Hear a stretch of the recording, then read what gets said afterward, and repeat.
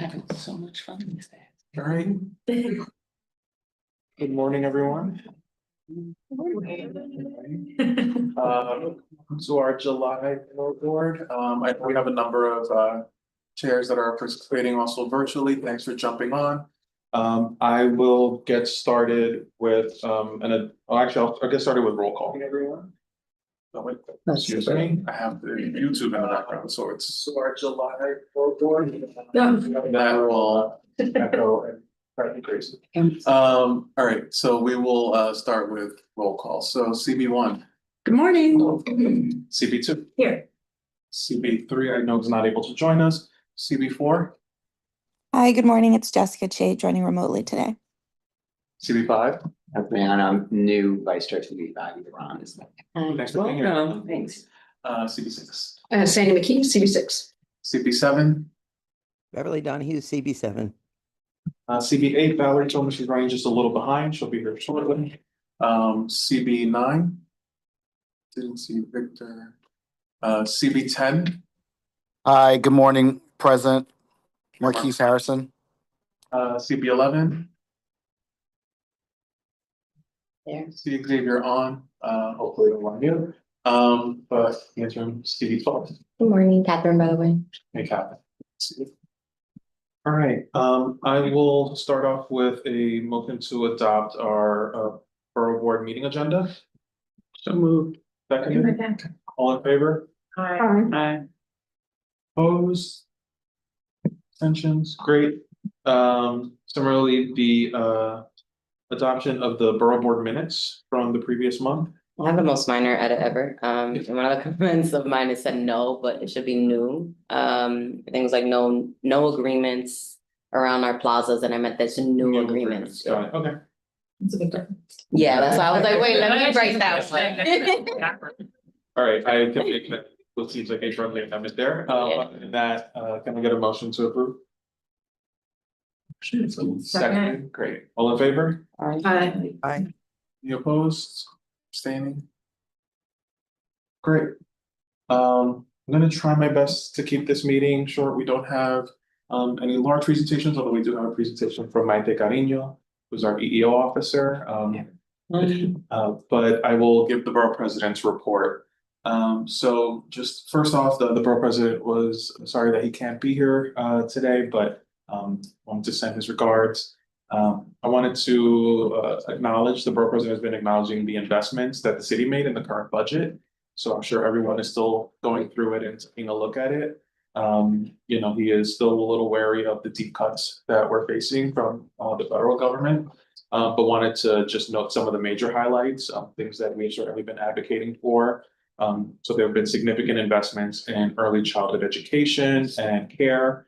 I think there's 112 million to preserve 3K and pre-K, 125 million for preschool special education, 10 million for providing qualifying infants and toddlers with access to free childcare. As you know, the borough president has his 0 to 2 plan to provide childcare throughout the city. So this is a step in the right direction.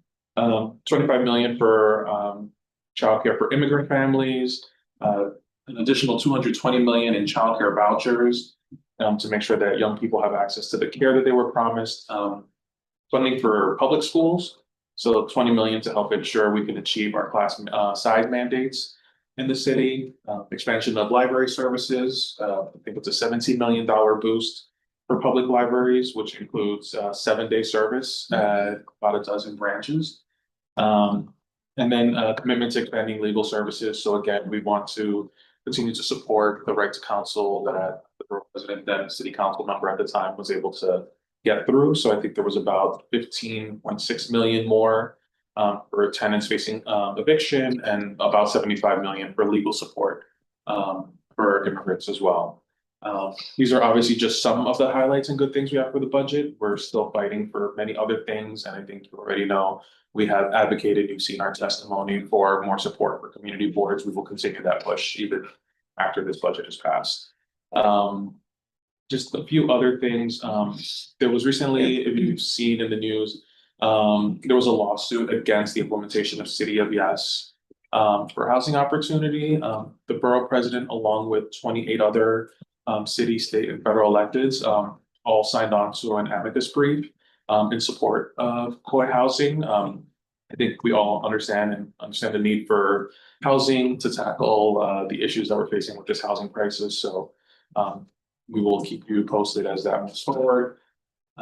As I mentioned, Mike is here, who is our EEO officer, who's going to be speaking to us about the online trainings that are due in a couple of weeks. But on top of just talking about the training itself, we want to also make sure that you're aware that I know that the chairs and the staff of each board are supposed to complete these trainings. But we also want to acknowledge that there have been technical issues. The BP's office also deals with the technical issues. And we have been in contact with DCAS, and our office has been able to get DCAS to offer not just support for us, but for the boards as well. So just a couple of different ways that's come about. So I sent an email last week asking if anybody had any issues with DCAS or with the training that they want us to connect them with DCAS, to please send me their contact info or their staff info. I think about a third of folks have reached back out. And if you don't have any issues, that's great. But just please let me know by end of day today if there's anybody on your team that is having trouble with the trainings, just because we want to make sure that we can send that list to DCAS to give you enough time to get the trainings in. And then also, again, there's a lot of technical issues, et cetera, but DCAS is actually going to be providing, rather than just the web training series where you have to go through the videos, they're going to be providing a live version of the training.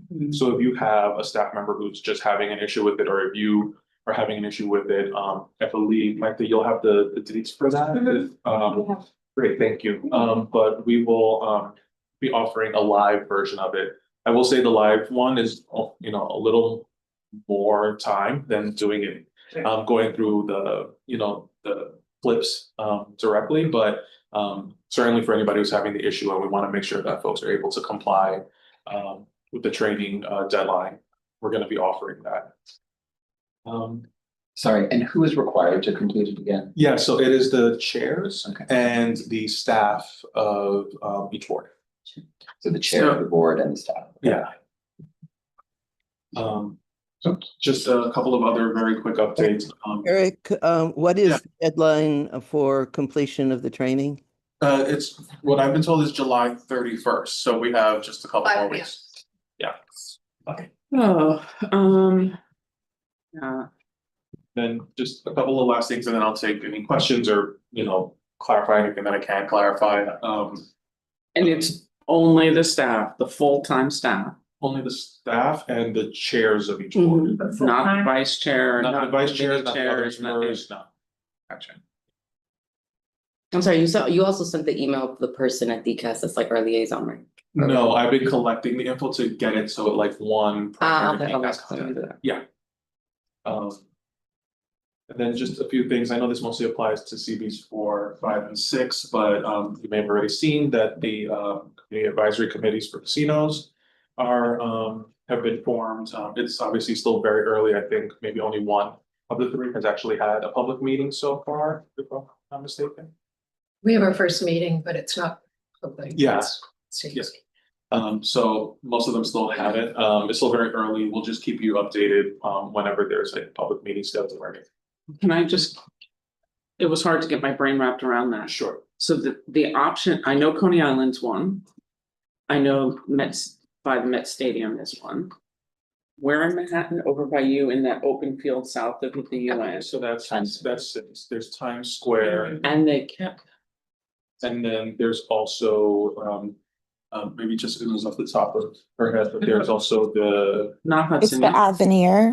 the Avenir, which is on 40 something on the west side. Yeah, it's like Yeah. 11th and Oh, Yeah. Jessica, can you repeat where it is on 11th? Let me look up the exact cross street, but it's right near the Lincoln Tunnel. Oh. so there are going to be public meetings, places to issue your public comments. So Mhm. just want to make sure that folks are aware that those were starting up. just a couple of events that we have coming up. Tomorrow, we have, we will share out the flyer and it's on our social media. If you'd like to promote it, please do. We're doing a affordable housing or Housing Connect affordable housing seminar, like kind of teaching people how to navigate the portal, best practices to try your best to be able to lock in a housing lottery unit. So that's going to be an in-person event. It's going to be up at CB9 at the George Bruce Library. But I do think we're also going to be recording it and sharing it out afterwards. So we'll make sure to share the video once it's done.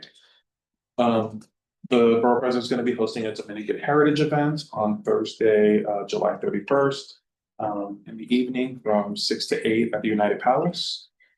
So it's a great event. Looking forward to it. And then tied to that, of course, just a couple of weeks later, we'll be marching in the Dominican Day Parade. So if anybody's interested in marching with us, just please keep us posted. And then just finally, just wanted to remind folks, I know I mentioned this maybe a couple of months ago, but my wife is expecting. We are probably weeks away. So that means I will more than likely not be here for our August Borough Board and probably September as well. But just again, wanted to remind everyone, I know you'll be in good hands with Porfirio Figueroa, our director who's here, as well as Keisha Sutton James and others on the team you normally communicate with. But also a reminder, just if you have any presentations, anybody that you'd like to come speak, I'm always happy to connect and see how I can get somebody to make a presentation for our meeting. So I'd like to line it up before I go. That's it for me. I want that over you. Any questions? We had a good time torturing Keisha last month.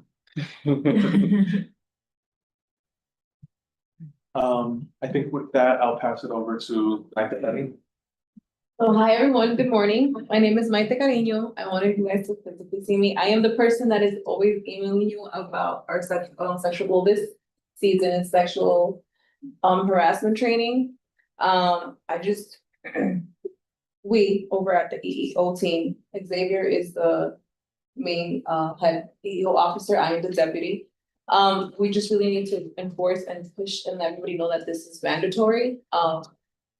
We don't want to seem cruel, but we really need to get this ball rolling, especially in our CB members team, which I'm the one in charge of. The turnabout rate is really, really low. Well, as of this morning, it actually went up a little more. So I appreciate everyone that's actually being on time and doing this training. We do also understand, and we wanted to acknowledge that we receive a lot of emails stating that DCAS is not the most helpful when it comes to resolving the issues that we've been having with the IT support. So this is why, like Eric said, we decided to make a training with DCAS, because DCAS is not only a headache with you guys, it's with us as well, because we reach out to them constantly, and we had to pound them down to see if we can get an actual member to do the live training with us, because we also do understand a lot of members didn't have access to the government emails. So we decided to do this training. We have 2 separate dates, which I sent an email out, and just further on, I'll give you my email just in case you did not receive that email with the calendar invite. But it's going to be on Monday, July 31st from 10 a.m. to 12 p.m. It's a 2-hour training. The training itself is only an hour, but since we're having DCAS there and to help navigate technical issues, we would do a 2-hour time slot. And then the following day would be August 1st. Same time, 10 a.m. to 12 p.m. August 1st, you said? Yes, August 1st. And those are here.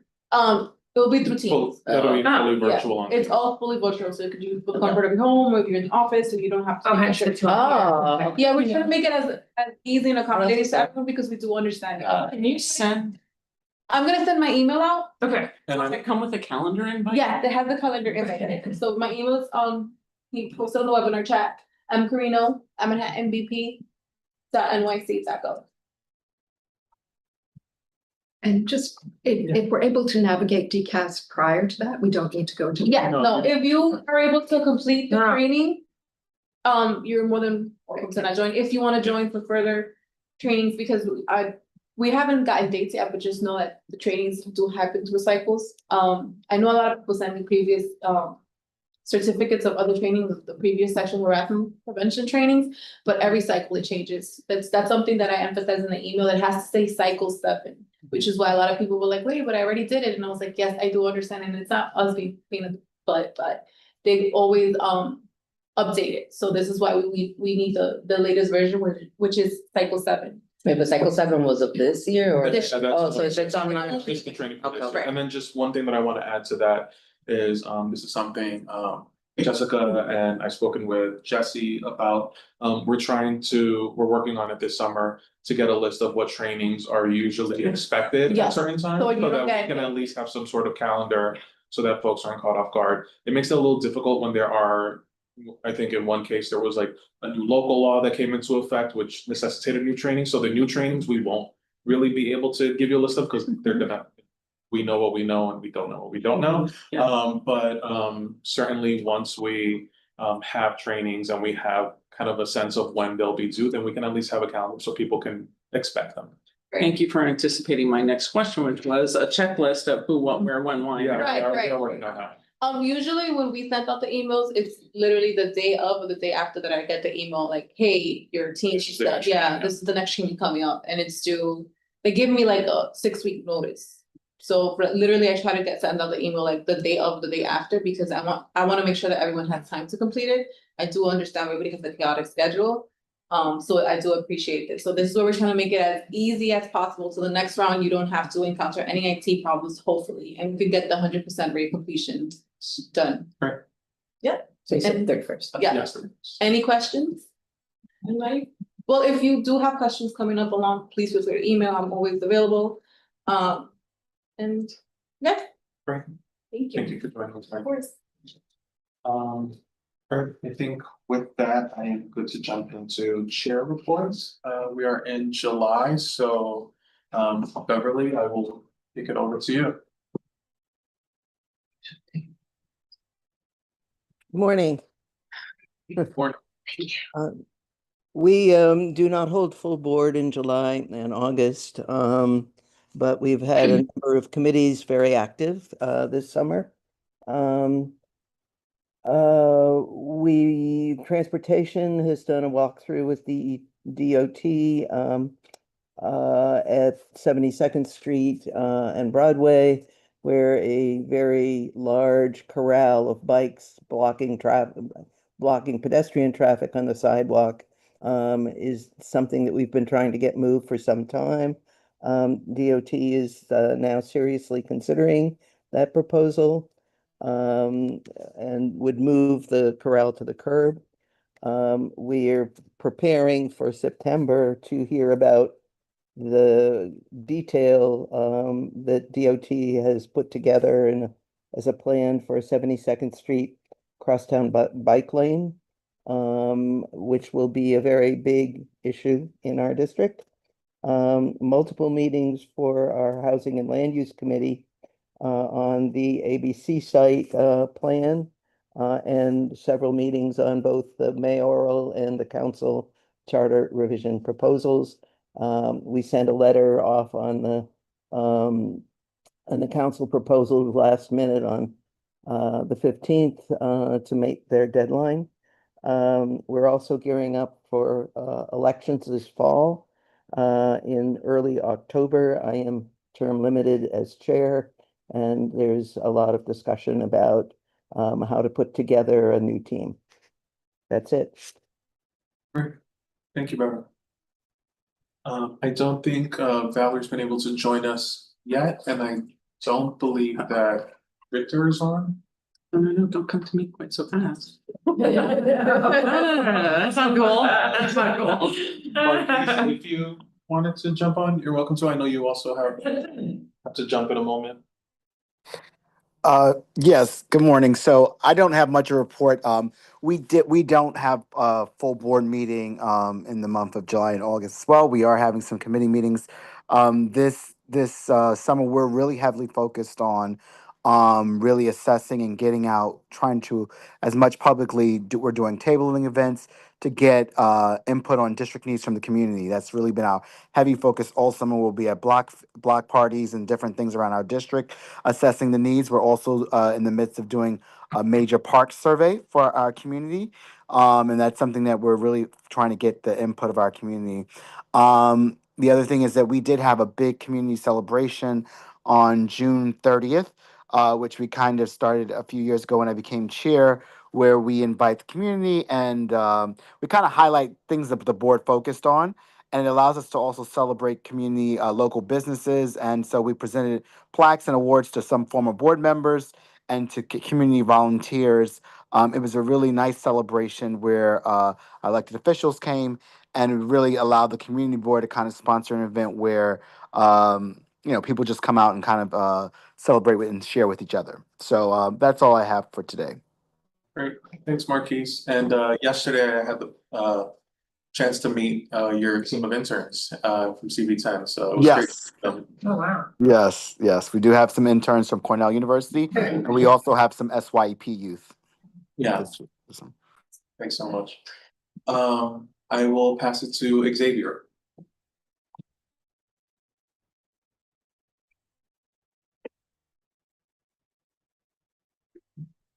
Check in with Xavier in a minute.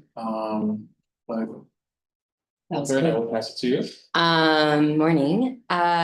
We don't meet in the summer, no committee meetings, no general meetings. Everyone's like, we're on vacation, so total hiatus. But the office is quite busy and I'm meeting a lot with the officers this summer. I don't think I mentioned it last time, but we made some changes on our bylaws that require some like thinking through in terms of rollout, especially as we approach the fall. So one of the big ones is kind of like a I don't want to say a term limit, but kind of like a term limit for committee chairs. So we had like many boards, committee chairs and members that have been on for 20+ years, which is great. And we also have new crop of leadership. And so we've been thinking a lot about that dynamic. And so we instituted 3 years. And of course, the committee, if they elect hey, we love working with this person, keep them on, none of us want the role, then so be it. But we're now at that stage where we need to think through about how we roll that out in the next coming months. Since significant number of, or not significant, but a good number of them are the OGs that have been serving as committee chairs for a really long time. So I'll say that's kind of like the big one. Same thing in terms of assessing with the staff in terms of just kind of like how things went this year. We did roll out a lot of new processes. So everything from like cloud management to, the Airtable that I know I was confused. I don't know if it's 6, 7, or 8. Well, one of the 3. So CV6 did. And so really working on kind of like how we can get more board members and the public up to speed with these new processes. They're really used to just kind of like emailing or finding paper print. And, a lot of, especially now with a lot of members, just some things are tight. So sometimes resolutions don't necessarily make it 24 hours in advance or 48 hours in advance, excuse me. So making sure that, folks are able to understand the new processes and get onboarded there. And I would say that's kind of it. So it's a lot of internal work right now. And we also do have, some tabling events, especially with Highbridge Park for National Night Out coming up. So that's us. Just so that I know, one of the things that you mentioned, I know it's still very early, but we are thinking about, resolutions, archiving, et cetera, for the leadership training series, which is not till the fall. We've actually been talking, we just connected with Jesus, who's gonna do a training on archiving and digitizing resolutions for the training. So just things that we're thinking about again as we're moving forward. Again, that's all Porfirio Figueroa who runs that. So thank you, Porfirio. I think Xavier mentioned that they're back on. Xavier, are you there? Morning, everyone. I hope everyone's doing well. I'm just on set right now. We're shooting here in New York, so it's been going crazy since 6:30. But I just want to say I hope everyone's having a good summer. You're all doing well, happy and healthy. So CB11, we've had a lot of different events going on. We well into our family days. We had the pool opening over up in Central Park. Name escapes me at the moment, but we had Rosa and Jess show up to that. We're right now still continuing with our night shift tours, dealing with our licenses and permits, applications throughout. And we're gonna have a full board meeting at the end of this month to deal with the ULURP application, dealing with the both Second Avenue subway and 125th Street. So that's something that we're still busy doing the work here. So we hope everyone has a good summer. The other thing that we've been dealing with are a lot of complaints with substance use, needles on 116th Street corridor. Several of us have taken tours, 117th, 118th, whether you're from First Avenue to Fifth Avenue, we're seeing a lot of that as an issue. And it just, we need a lot of assistance with that. Also too, with quality of life concerns, we've been in communication with CAU when asking them to pay attention to what's happening in that, not just that section, but also too with a lot of abandoned vehicles or vehicles with expired tags, temporary tags that are from out of state, and a lot of complaints we've been fielding there as well. But other than that, we keep plotting our course and getting things done. We will have next, I believe it's next Saturday, renaming of the Johnson Houses Community Center that they have there to Ethel Velez, who passed away. Was a very good friend of mine, and one of the few community leaders who could constantly call me baby in public. And I wouldn't bat an eye. I miss her very much. She was always collegial and collaborative. So we'll be at that christening and renaming. So anyway, that concludes my report. I hope everyone has a good summer, and thank you. Thanks, Xavier. One thing that you mentioned, not sure if I'm sure everyone's seen the news, but just in case you haven't gone through the details, NYPD just recently rolled out their Q teams for Manhattan. And I believe that bringing this all kind of into one unit, they are also handling abandoned vehicle calls. Because I know sometimes it's a little tricky about whether it's a sanitation issue, it's a transit issue, etc. My understanding is that they're going to be handling this, the Q team. So please, connect with Porfirio, let us know the addresses, and we're happy to talk to the contacts on the NYPD team on that. Yeah, thank you very much. And also too, I'm sure you heard in the news about the shooting that happened here in East Harlem recently as well. So where people are very concerned because we're not through this summer. But thank you very much for that, Eric. All right, thank you. Tammy, so I'm back. We have full meetings in July, including full board, which will be at the end of the month.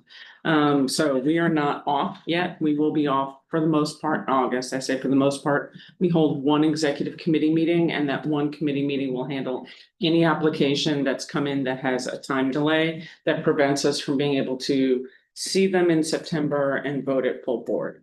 So that's the bylaws say that. So that's kind of how we roll. We haven't found a date yet because we usually wait till the end of July to try and capture as much as we can, knowing that DOT will not grant any kind of extensions. We don't have the opportunity to push back on that. So that is what that is. I want to first announce and welcome and hope that everyone can come down Wagner Park after being closed for many years for resiliency. We'll be opening on July 29th. With Taylor Mack as a featured performer as part of the LMCC River to River Festival. This is a big celebration there. It was a very controversial teardown of a beloved park that was redone for resiliency. So I welcome everybody to come down and see what they've done and, enjoy the concerts and see part of the reopening. I want to do a shout out and a thank you to the Q teams actually from NYPD, because right next door and related to that are the massive issues that we have around the Battery with the ticket hawkers, which has stemmed into stabbings and crime left, right, and center. And a lot of quality of life. We have tourists who are fleeced, people, I was told, entering the park. Do you have a ticket? I'm security. But they're not security. They were ticket hawkers. And I just kind of laughed. I was like, this is ridiculous. So the Q teams have done a couple sweeps through there.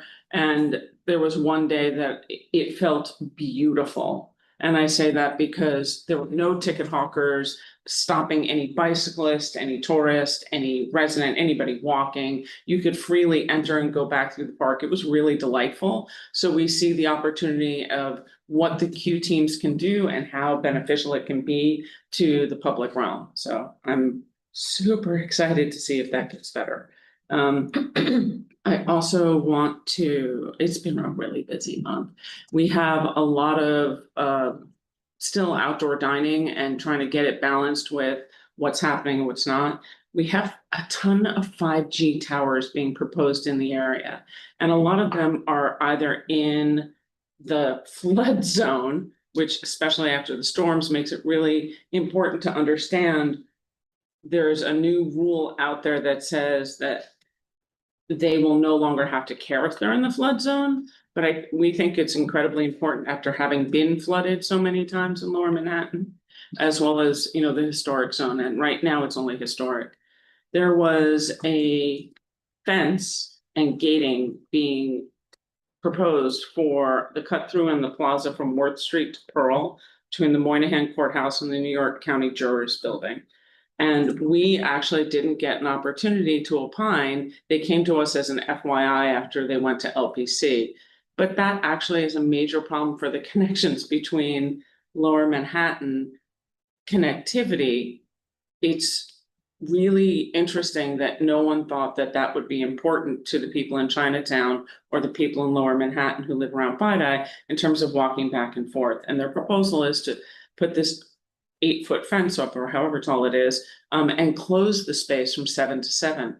For us, where we live behind so many secure zones in Lower Manhattan, it's really important to have as many open as possible, because walking through the security zones is actually the safest place to go versus going on a desolate street. So there's a lot of controversy. We'd love the borough presidents to kind of pop in there and have that be open. That would be amazing. We had quality of life last night, so it is what it is. We are still waiting to hear from the deputy mayor's office on what's going on with 320 Pearl Street. That is, for anybody who doesn't know, a low barrier safe haven shelter that shares a common wall with a pre-K to 5 school, and the doors are 15 feet apart. And there is a rule in New York City that you can't smoke within 100 feet of a school building. So we're not really sure how that's going to work, because the smoking area that they have is immediately below the school windows. We have a good presentation tonight. If anybody would like to tune in, by our summer intern from PACE, and it's visualizing and tracking 311 data complaints in CB1. And just to take a look at it as a format, I think would be really helpful and informative. We really are working hard on trying to make sure that we line up the constituent complaints we get by email with 311 to make sure agencies, and we cross-reference back and forth. And then tonight we'll be going over new designs that the Battery Park City Authority had not shown us, that we found in the FEIS, and the parts that they said they had to present to PDC about changes for the parks and the connectivity spaces that the community uses that are controversial at best.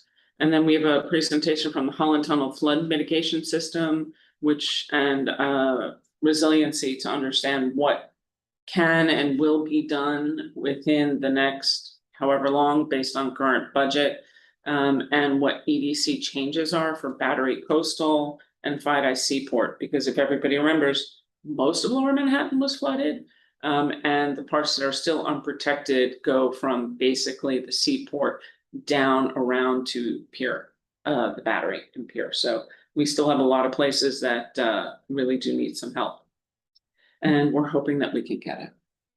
So with that, I'll close my report and say thank you for all of the support from all of the chairs and the camaraderie. You're stuck with me till June, and I'm going to ask one last question. Do you have plazas in your communities that you think function really well? And I say this because the Chinatown Working Group is redesigning Kim Lau Square. And we had a giant working group meeting last night, and the conversations go down to what plazas work well in what communities, right? We want to support, we want to get this to be done really well and right. And we're sending people around to, making suggestions to look at different ones. But I think that the board chairs actually know which ones work best in your district. You might want to talk to Catherine, they just held a hearing, CB12 on this issue. Awesome. Yeah, because we want it to be contextual over there. We want all the connections to work. It's a major intersection. But at the same time, the conversation of what the plaza partners can afford to do, and it's different in every district. In a well-funded district, it's almost unlimited. In an underfunded, and this is kind of an underfunded district, part of our district. We need to make sure that whatever beautiful designs the city comes up with are able to be maintained in the long run and serve the needs of the local community as well as all the tourists and the businesses. Thanks. I will talk to them. Can I just add, like, we don't actually, I think, have plazas as such, like the definition is like a wood pops. A pops would work as well, yeah. I mean, plazas and pops are very, very similar because they're Public space. public space. It's about, how do you balance the needs of everybody and support the businesses? The goals of all the plazas should be not necessarily adding more nightlife necessarily in that spot, but supporting the businesses around. At least that's what we're talking about for this spot. And so the Chinatown bid that's there actually is one of the few that does not have a gathering space. Like there are many other large open plazas that people can gather, and it's just so. I hope that, the plans look amazing, quite frankly. But when they asked for everyone to go look at, plazas and pops and other places, I was like, perfect, I'll be there tomorrow morning. I'll just ask the team. What's the one that they're reimagining or they're? So if you know Kinlaw Square, it is at the intersection of Worth, Park Row, Oliver, St. James, East Broadway, and Bowery. Okay. So there's a lot going on right there. It's like the gateway to Chinatown necessarily from, St. James and Oliver come from the Lower East Side, and Lower Manhattan. Park Row connects to the FiDi. So Worth connects to Tribeca, and then everything else, is right there. Mott Street's right there. Doyer's just look it up. And so it's really a gateway into Chinatown, and where, as we were talking last night, where East meets West. And it's just huge. Welcome. Thank you. My pleasure. Valerie. Oh, yeah. It's you. Sure. Hi, good morning, everyone. Valerie De La Rosa, Chair of CB2. We have full meetings in July, including full board next Thursday. Our licensing committees are incredibly active. We also hold one executive committee in August. And our licensing committees do meet in August as well. Which is Street Activities and Resiliency, our two liquor license committees, SLA1 and SLA2, our Landmarks Committee, and our Outdoor Dining Working Group. We are seeing a downtick in outdoor dining working or in dining out NYC applications. We had 1 week where we had only 2 referrals, and it's been probably 9 months since that's happened. So we are seeing the downtick and also seeing applications where the applicant has applied, like they applied June 10th and it was referred and heard at a June 25th meeting. So it sounds like the agency is catching up. As far as big issues, we are Gansevoort Square is continuing to move along and actually get to the York process. The meat packers, so August 1st is when they will be vacating that space, and there'll be more to come in terms of the activation of that space and working with EDC and the Whitney and the Highline and the meatpacking bid. But that's really kind of all of our the main highlights. I am looking for input on 2 items if I could share. Board member, I do have one quick thing before I get to this one. We do have one public member, Albert Bennett, who's on our Landmarks Committee, who turns 100 next week. There's a really fantastic article about him in the New York Times from a few years ago. He's been active. He's one of the reasons why the Greenwich Village Historic District South Village became extension 2, which included the Doppolito Center, and so I am by no means giving him all of the super recognition, but that's a huge thing. He does join our meetings via Zoom. And has a wealth of incredible knowledge. So we're excited to celebrate that milestone for him, which leads into my next question for this group. How do your boards recognize board member milestones, like a 5, a 10, a 15? As those are going to know, 15 will probably, that's like the last time, or 25, or 30 year, as those will be tapering off with the term limits. But if there's any way that you formally recognize, or if it's just an announcement, or if there's any sort of like item or thing that you do, I would love to know what that is, because I've just started to see a couple of those come up, and it's just a small to me. Up to 40. Huh? We're up to 40. Okay, I haven't done the full Yeah, the ones off the top of my head. Yeah, we only do something when they leave. Okay. But there's a little pin that someone designed a long time ago that Oh, that's fun. people get. Oh, wow. Okay. And a that's little nice. Okay, nice. We did a celebration for one of our board members, because while he's still on the board, he was reappointed. Because I think, did Joe hit 50? I think so. He's been on the board longer than anyone. We honor people when they leave, if they're over 25 years, kind of a thing, with a nice thing.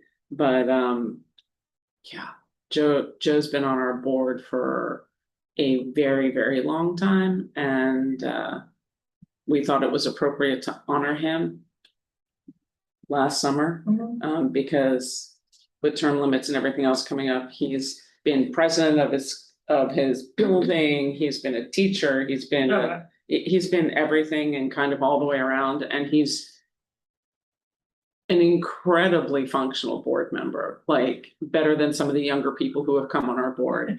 He listens very well, he has an opinion, he can change his opinion, he knows how to caucus well, so yeah. There you go. Thank you. And my second one is, and Tammy, you brought this up, but this is on my list. Do your board offices use a true CRM system, like customer relationship management, or like a constituent complaint comes in, it's closed, or you could like pull data, like we answered this many this year, or we closed an average 25% faster this year, or tying into that, or is that just like a dream? I think that that's impossible, and I will tell you why, because we can't close issues. Like, we don't have power and control over issues. You rely on your partnerships with your agencies to get stuff done. Sometimes you don't know status until you're at a district service cabinet meeting, if you go or not, your DM goes. Some things are easy for reporting, but there are issues that will never be able to be closed because you just can't. Oh, I get the closing thing. It's more of so much of it just lives in email. Right. and then it's PDFing emails and putting them in a folder, and then it's so it's just being able to tag people, oh, this person attended this meeting, or from the check with public. our constituent services team to see what they use, or if there's anything comparable that maybe isn't like city, sometimes there's like city owned things that we. Yeah. If there's anything at least comparable that they have come across that would kind of at least help you with tracking. Yeah, or at least knowledge of the system, because if there's something we can do that's a little lower tech, but just trying to understand the taxonomy of it, that would be helpful. I actually think it's a little bit larger issue than that. I mean, this is supposed to be a job of the district office. Correct. And as somebody who's a volunteer, it's very hard to keep track of what the office is actually doing. I mean, maybe we're the only one, or maybe I'm the only one. You have no idea of how many constituent calls are being made, or emails, or any kind of weekly or monthly tracking. And I'm just curious whether the borough president's office, we actually, again, through Airtable, I asked if we could at least categorize it. I mean, the categories are a little difficult, that's not everybody, but at least we do have a record of how many come in. And understand broad categories, but it's an air table. Yeah, I mean, yeah, the low start, right, is like you just start doing a spreadsheet and then you have information you can then put in some sort of database, but. We have a spreadsheet that we use for internal office, so on staff meetings, we have a follow-up list. And it's, color coded by who's supposed to be doing what. Yeah. It's not comprehensive, it's just the stuff that's risen above the level that it's either come in by email, not every constituent complaint goes into our big. Right. Yeah, and it's also small things like, oh, these people applied for a street co-naming 2 years ago, but they were told not to do it. So it's like, well, wait, where did that live? Like, where did that live? You know, and that would have been something that just would have been logged. That lives by resolution. Oh, no. Oh, that's, well, it's where, no, it didn't meet our rules, so it never came in, but to know that they had come 2 years before. Right. Before it was time, the right times, before it was, So anyways, that's it. That's all that I have. Thanks. Thank you. I know that Bea was not able to join us, so Jessica, CB4, I'll pass it over to you. Yes, hi, good morning. I will keep this very brief, only to say that we do meet in July. We have our full board July 23rd, and the following evening, July 24th, is our annual social we do on the High Line as a way to bring some camaraderie. At our board meeting, we'll be doing a presentation of our board engagement working group, which I had mentioned to you all had met to come up with some new strategies for ensuring engagement, particularly among a younger crop, and figure out leadership pipeline opportunities given term limits. The only other thing I want to mention that's unique, you guys have heard a lot about our NYCHA proposed demolition, really just tremendously complicated and contentious project. And we had a town hall last week. We are disappointed that the borough president did not attend. But we had over 350 people in person and an equal amount online. This is, just a really significant issue. It was, we were able to ask a significant number of questions of our electeds to understand their perspective. And I would say that the community is really, truly divided on this, meaning effectively a 50-50 split on whether the project should proceed as it's proposed. And so as it's just now gone to the federal government for a record of decision, it's possible demolition could begin as early as this winter. And it's something that I think, we'll all continue to hear a lot about and frankly be spending a lot of time on, and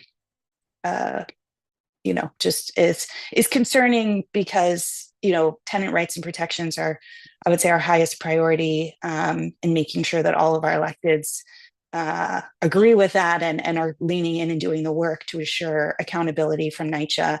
And the development partner, I think, is really key, and a role that every elected should be looking to play regardless of their position on the proposal. So I hope this borough president will take that in whatever role he has going forward, take that seriously, and happy to answer any questions, particularly because the thing that people say is like, this is, if they're going to do it here, NYCHA, and it's part of the PAC program, which obviously is done citywide, but particularly in other high value land areas, if they're going to do it in Chelsea, you can expect that they're going to do it other places. So figuring out how we support tenants throughout this process is really critical. Thank you. I hope everyone has a great summer. Thank you, Jessica. Can I ask Jessica, was there a resolution done at board regarding the tear down? So we have not, we've written many letters on this project.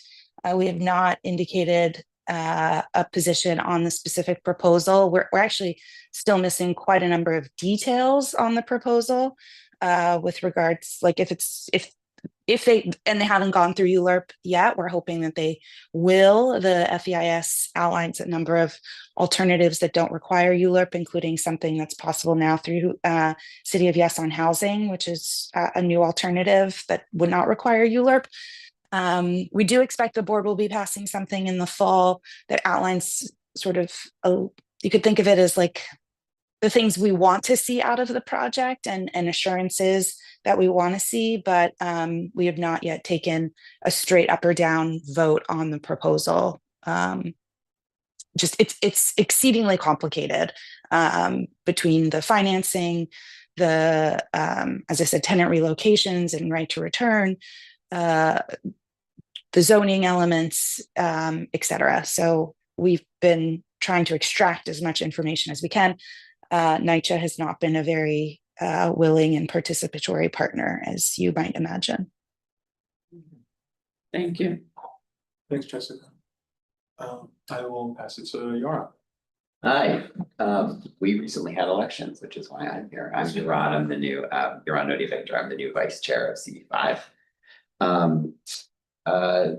We have a meeting in July, we had it last week. One of the bigger topics that we discussed is the Manhattan Plan. And would love this sort of strange. DCP came and presented at our land use committee, and turned out from our perspective that the Manhattan Plan isn't quite a plan yet. The Manhattan Plan. Plan to plan. Yeah, it's the Manhattan Plan is going to be a plan. It was there, and the DCP is, soliciting feedback for how we can add 100,000 units in Manhattan, units of housing in Manhattan.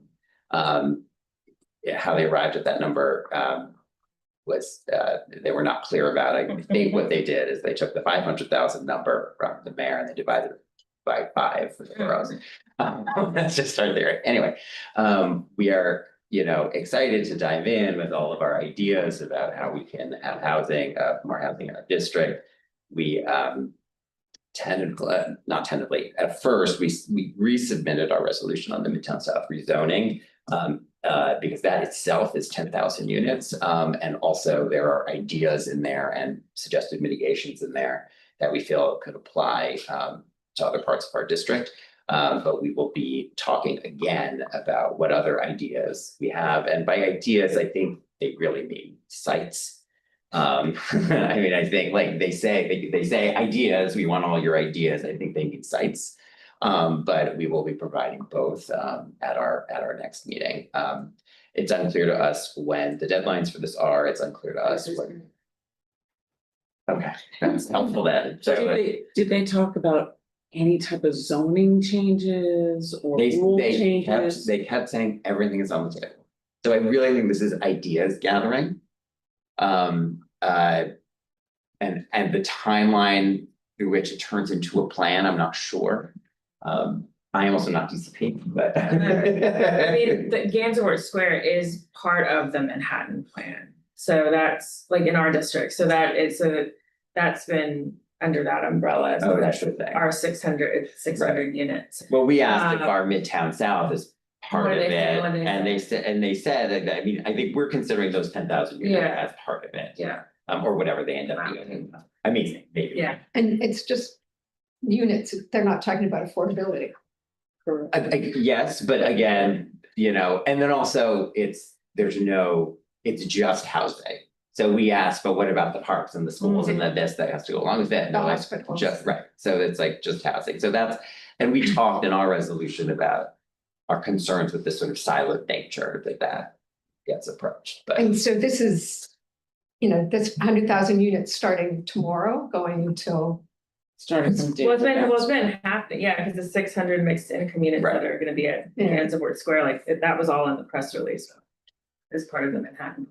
Because I mean, they're constantly building new units in our district. Where it's like, so I don't know what falls under the number, and again, the numbers seem to be more sort of an aspirational, nice round number. Yeah. I don't know a real number, but I don't know. I think one of my questions is, how do they balance that with telling the community boards who brought zoning plans to them and we're told, go find a developer? Right. Which has happened to, you might not have been here, but within the last 2 months, we've heard at least 2, I think 3 boards being told that, sorry, we're too busy with Manhattan South right now to talk to you, go find a developer for it. So the mixed messaging is a little disconcerting. We love the fact that the community plans, community comes forward with something. Right. Why it isn't like, here's the bucket, let's move forward, is a little confusing when they're coming back to say, hey, tell us something. Yeah, no, I mean, yes. All the questions for GCP. Yeah. I made a note. Yeah. Hopefully they can be. Yeah, so anyway, Oh, yeah. I think we would all love some clarity on this and what they sort of want from us and also what do we do? I mean, that would be great presentation. That would For be- August, they told, I mean, the initial rollout, they said it was September. So initially they said we're taking feedback till the end of summer, which is itself not a date, and Yeah. different people think that's a different date. But So I don't. should they go to every community board then? I don't know that they came to our community board only because our land use chair saw them at Union Square. So I'm gonna go to Astor Place tomorrow. And was like, do you wanna come to our community board? We asked for a presentation, was told no. Yeah, Oh, interesting. Yeah. Well, on some level, I will say there's not much to present, Oh, because there yeah. isn't a plan. But what they presented was, we want your feedback. And again, for our position as a board is, we are excited, we have a lot of ideas and we have thoughts and we're excited to engage, we just want to know how to. So there's that, that was sort of the big issue. The other thing that we're gonna be grappling with over the next few months, is, members of our community and our board are increasingly concerned about what you could call the over commercialization of our public spaces. So we understand that Bryant Park and Madison Square Park, conservancies need to have events with commercial sponsors in order to generate revenue for the parks, but there's concern that the frequency and the scale of those are not what we would like. So we're going to be looking at that holistically in the parks in our district. And that's going to be sort of an ongoing conversation, specifically with the Bryant Park Corporation. Lastly, just a reminder that we, since appointments, we've had 46 members and we would love 50. We are working on it. Okay. Great, thank you. Yeah. Sandy. Yes, so we don't hold meetings. We only, our licensing committee, Business Affairs and Licensing Committee holds meetings. We actually have 3 new OCM requests, and actually quite a bit of concern with OCM, which I think may be borough-wide, that they've given licenses to people that were specifically called out to not meet their requirements. So Yeah. We're trying to escalate up to some of our elected officials to find out some way that we can approach this, because it is a problem. 34th Street Busway passed all 3 community boards, great support, and we've heard it's died. And we don't know exactly what's happening. So again, we're trying to reach out to elected officials. There was a lot of concern in the community that they didn't know what was happening because they didn't have the data from DOT, but now DOT is not producing any data. So it's sort of like a raw wound. It's it's not good. Housing, we've been having really good meetings with CB7, and we're trying to get together, through through the housing committees, talk to more boards about what they're doing, so that we can help do something in our district that's really specifically for housing. And the new park space, we're actually getting a new park space on the riverfront.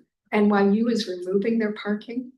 And so it's been a major issue for this board for probably 20 years, and it's finally happening. So that's fantastic. And we had, yes, our first meeting of the CAC for the casino is actually this afternoon, and it's going to be at the board offices. It's not. Can I ask, I heard for the CACs that each will be voting by the end of September. Is that correct? Is that the timeline? Who's in that meeting? The 6 members of the CAC, Oh. the applicant, and it's available online. The first meeting is to elect the chair of the CAC, and the applicant's going to give a presentation. And all of it will live in public online? Except on the gaming commission. Has zoning. Are Valerie, we'll go to you for our final report. Oh, okay, thank you. A couple of things, a little bit out of order, but on the Manhattan plan, they didn't come to our board, but I got an email from DCP that they were gonna have a table in Carl Schurz Park, and that's where they were gonna solicit their ideas, because we had already, when we went to them with our rock solid, after working on a year proposal about how we would create more housing, and they said, well, that's a great idea. When we put the Manhattan plan together, why don't you come back to us and tell us about it? Okay, we already did, but, so that's that. We, as many of you know, have been, engaged on the Lenox Hill Hospital expansion.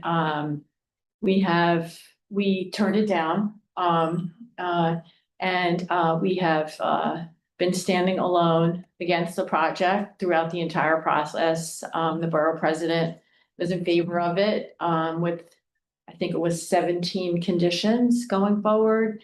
Then we went to city planning, and there was a 6-hour hearing. And the community came out very strongly. In fact, no one from the community came out in favor of the project, except for people who worked at Lenox Hill Hospital and the unions who are gonna work through the expansion. And we had really great feedback from the commissioners who really read our resolution, which was kind of heartwarming, and used much of it to question the applicant. And then on July 2nd, they just 6-0, yeah, great, work with the community and come up with a plan. 2 weeks later, just yesterday, was the zoning hearing, which I have to say, we talk about this all the time, about the fact that these things happen during the summer and there's nobody around. And not only is there no one around from the public, it's really disheartening when you take a day off from work to go to a hearing and there's only the chair of the committee and your council member sitting there in the public hearing. It's really a sad commentary on the city council, in my opinion. So there were 30 people in the room, again, I would say, except for the unions who were in favor of the project, not one person from the community in favor of the project. And so we assume that they will vote to keep the project moving forward, and there'll be a vote in the city council sometime in August, you know, because everybody will be around. And we're gonna sit down now, hopefully, with our council member, you know, Keith Powers, and see if we can do something. I mean, you know, in my opinion, this is an issue that goes beyond my community. And, you know, there's been a couple of health equity people that have been talking about it, but, you know, we believe like this is a serious failure of the city planning commission. That, you know, in the wake of all of these hospital closures, this request for an expansion should be viewed in the context of what is the city going to look like in terms of hospitals for its residents in 10 or 15 years. And that's not how it's being viewed. You know, this expansion is at its worst a 390-foot tower that's being proposed, which is going to create 25 more beds. 25 more beds. The mass is incredibly large in an area that's currently zoned for a building that shouldn't be more than 175 feet high. And you know, it's a 10-year construction, Even members of the city planning commission were like, you know, Empire State Building built in 410 days. The entire renovation of LaGuardia Airport with planes taking off and landing less than 5 years, 10 years that people are going to be living in construction. One woman testified, she's 81 years old. She said, I'm probably not even going to be alive when the hospital is finished. I mean, and anybody who's been on Lexington Avenue, it's the narrowest avenue uptown. So, so we're going to continue to fight. We don't want to see the hospital go away, but we think that their requests are really unreasonable and that they haven't really made a case for why they should be getting, over 300 feet higher than the law allows for what they are offering in return. There is a very cynical group that believes that Northwell, that this is a vanity project and that all they're really looking to do is take rich patients from Langone and Cornell and Mount Sinai. And, I'm not gonna I don't know the real answer to that, but we shall see. But I'll tell you that this is a real, I have a lot of members who are very discouraged about all the time that they have put in on the community board and the constant disrespect for what we do. Even at City Planning Commission, the applicant comes and they call on me to talk 3 hours later. So as a member of the public, but at least they had me up there for almost 20 minutes answering questions. So at least I felt like it was worthwhile to be in the room. So anyway, that's a little bit more disheartening. I'll end on this positive note. We had a street fair committee meeting, and turned out there was a conflict between a street fair and a bride who was having a wedding, and the church refused to change the date. But through divine intervention, last night at our meeting, we were able to happily announce that the church was able to move their fair 1 block away. And so the bride is able to have her wedding and the church is able to have their street fair. So it was a real celebration of neighbors working together, and the community board was able to broker that. So very happy about that. There's like so nothing to say on that. It's fantastically fun though. Yeah, we had the father, the chief pastor in the room, the bride and her mother. It was like a whole, great, it was great. I don't think that we have anybody else on the call to give a report, so I think with that, I'll take a motion to adjourn. So moved. Second. All in favor? Aye. Thank you all so much. Happy summer. Summer, I will see you all. So appreciate that. That's right. Is this your first or your second?